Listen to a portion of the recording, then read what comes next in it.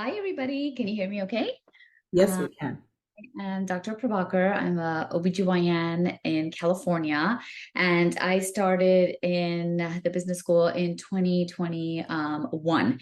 And I was an employed OBGYN, and I'd already been in my position for about 6 years after graduation and fellowship.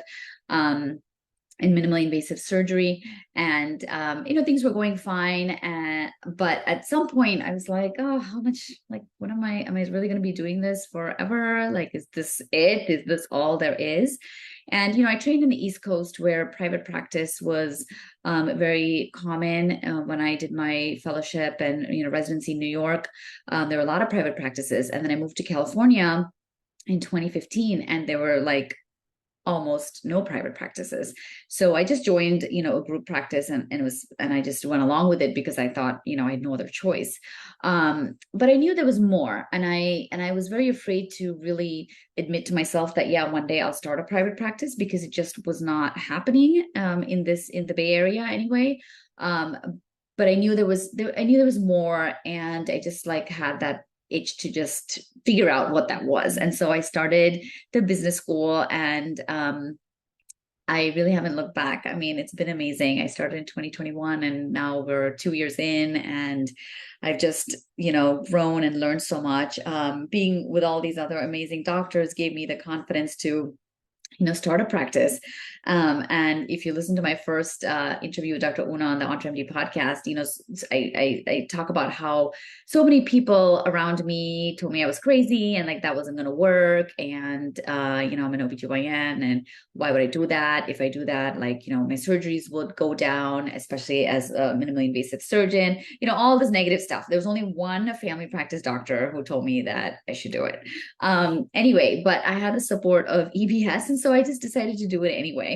And not only did I do it, I decided to do it in a cash model, or out of network model, I should say. And so I don't know the first thing about running a business, honestly, but I was like, okay, I went to med school, I went to fellowship, I did residency in one of the harder specialties. Like, okay, I can figure it out.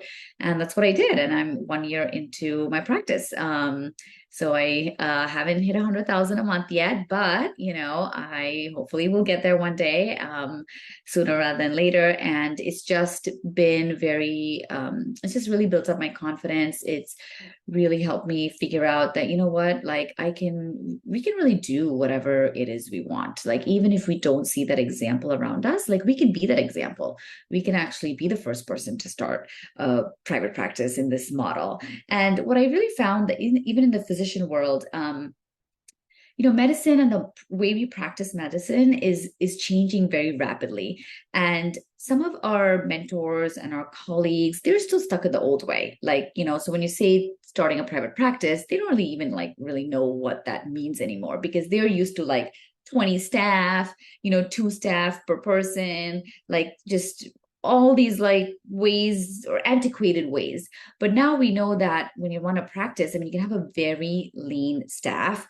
We have all these new technologies that we can use. We have cheaper EMRs. It's like a whole different ball game, right? So when we talk to some of our colleagues, at least when I was talking to my colleagues, I felt like they were just not even in the same page. Like they were just 20 years ago, and there's no point in talking to them, because they had like no idea about what was possible. And then you come into EBS and you see all these other doctors starting practices, and everybody's on the cutting edge. Even every day now I learn more and more, like, oh, there's these other new programs that I could use. Oh, how can I incorporate AI into the exam room? Like, I'm learning stuff all the time, and it's very, very cutting edge, which is really cool. And if you really want to start a practice today, you kind of have to be cutting edge to really, make it work. And so it's just a perfect environment to do that and learn, and just build the discipline, and build the disciplines that it takes to be a business person and an entrepreneur, because these skills then translate into all the other areas of our life,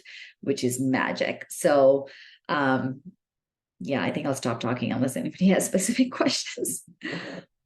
No, no, that was so good. Thank you so much for sharing. We love the journey that you took us on, from not really thinking about, doing a practice to realizing that, wait a minute, I can do this. And then you went on another journey, because now it's like, not only can I do this, I can do this my way.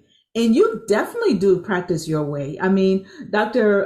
Gregor Boltex, I'm so sorry if I pronounced that wrong. It sounds like a lovely French name, and I probably pronounced it wrong. I'm so sorry. It may not even be French, but I apologize. But she wrote something great in the comments. She said, "Love the word lean." And it's so true. Like, you can build your practice profitably. You don't have to have all these expenses. You don't have to do a crazy build out and, hire 10 people from day one and, buy all these machines and hope that people use them. You can build your practice profitably from day one. You can build a practice that serves you, and which is what you wanted. Yes. You wanted a practice that will allow you to spend more time with your children. You have to tell us about all that. Oh, yes. Okay. So I was just thinking, oh my gosh, yes, I forgot like the main thing. So this morning, it's a Friday. I have three kids, ages 3, 7, and 8.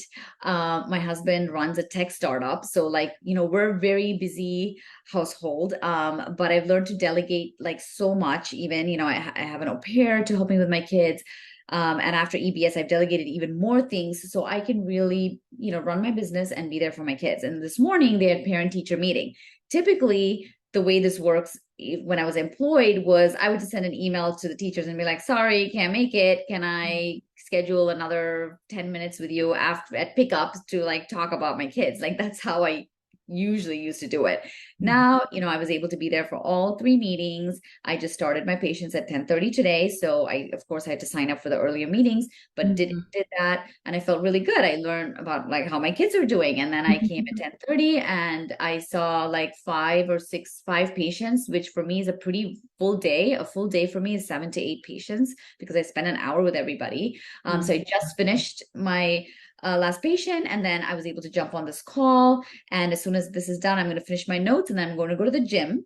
And then I will go have dinner. We have friends coming over at 6 p.m. and I'm going to have dinner with my family. So to me, sounds pretty ideal. And so Yes. I was able to really make all this happen. People always ask me like, how do you have time to work out? Like, you have 3 kids, like, how do you have time to do all this stuff? And I work out 4 to 5 times a week.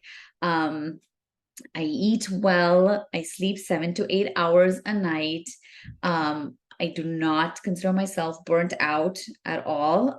In fact, running a business, gives me more challenges and like ways to use my brain, and just to provide my patients like just cutting edge.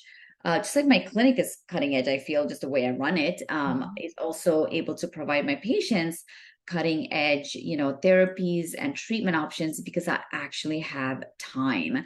I have time to read. I have time to answer their questions.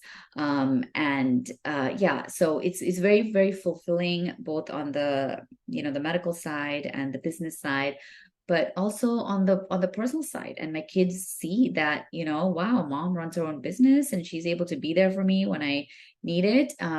It's not the end of the world to move 3 or 4 patients in an afternoon if I have to pick up my kids from school or something comes up, versus before I would have like 15 patients that I would have to move and I would feel so guilty and I would be like, oh, I'm not going to move 15 patients. I'll just skip that event or something.